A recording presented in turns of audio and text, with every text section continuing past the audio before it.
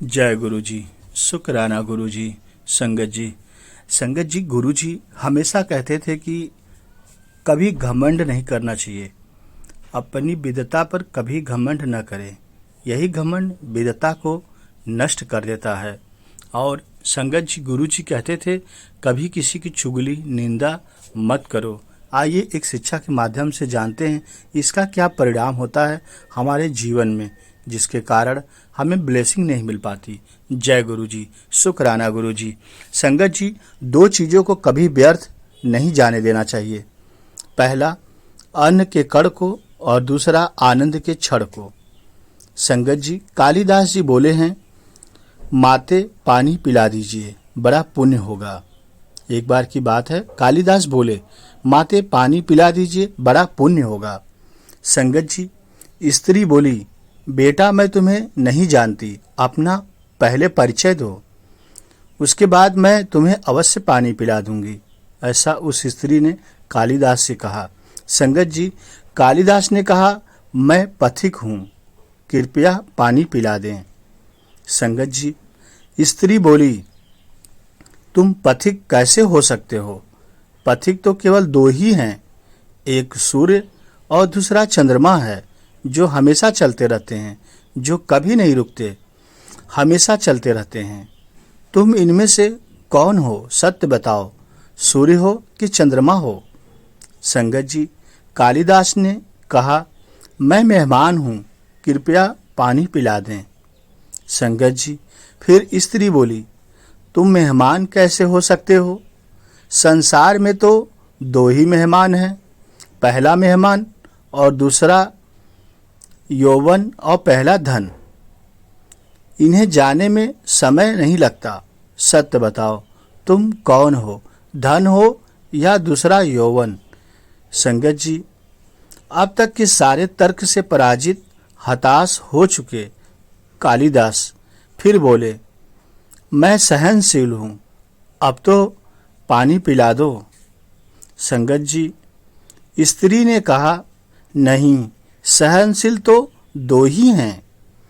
पहली धरती जो पापी पुरात्मा सबका बोझ सहती है, दूसरा उसकी छाती चीरकर बीज बो देने से भी अनाज के भंडार भर देती हैं, दूसरे पेड़ जिनके पत्थर मारो फिर भी मीठे फल देते हैं।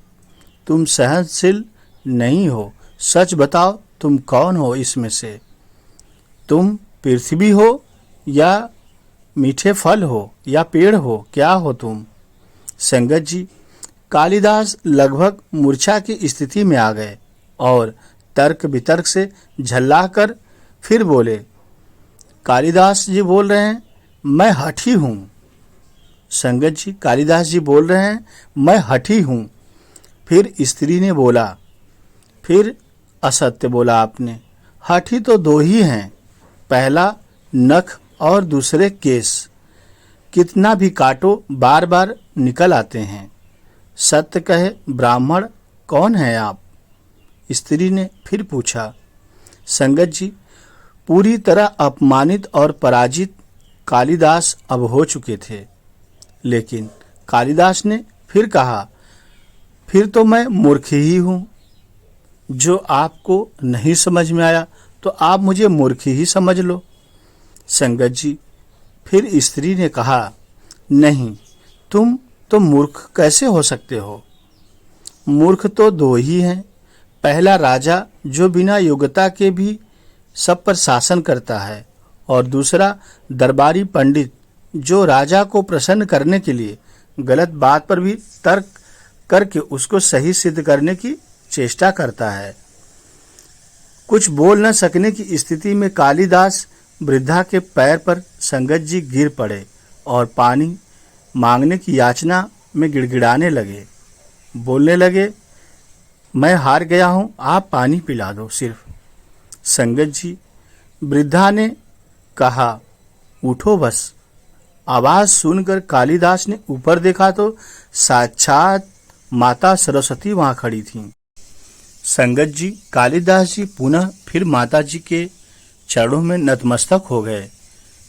तब माता जी ने कहा, शिक्षा से बेटा ज्ञान आता है, न कि अहंकार। तूने शिक्षा के बल पर प्राप्त मान और प्रतिष्ठा को ही अपनी उपलब्धि मान लिया और अहंकार कर बैठे। इसलिए मुझे तुम्हारे चक्षु खोलने के लिए ये स्वांग करना पड़ा। संगत जी, कालिदास जी को अब अपनी गलती समझ में आ गई और भरपेट पानी पीकर वे आगे चल पड़े। कहने का तात्पर्य यही था कि आपको कभी घमंड नहीं करना है, विद्वता पर कभी घमंड न करे। यही घमंड विद्वता को एक दिन नष्ट कर देता है। इसलिए हमेशा नित्य नेम याद करो, शिव परमात्मा को, अपने गुरु जी के चरणों में रहो। गुरु जी ही कल्याण करेंगे। सच बोलो और कभी चुगली निंदा मत करो, कभी घमंड न करो। चाहे छोटा हो चाहे बड़ा हो, सबका मान सम्मान करो, इज्जत करो।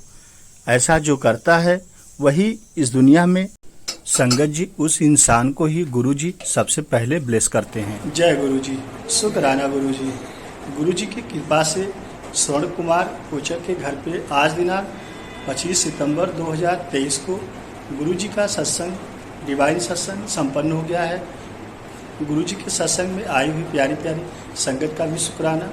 गुरु जी ने सारी संगत को ब्लेस किया। जय गुरु जी, शुक्राना गुरु जी। गुरु जी ऐसे ही आंटी जी को, अंकल जी को ब्लेस करते रहें और गुरु जी का सत्संग फिर जल्दी हो। जय गुरु जी, शुक्राना गुरु जी।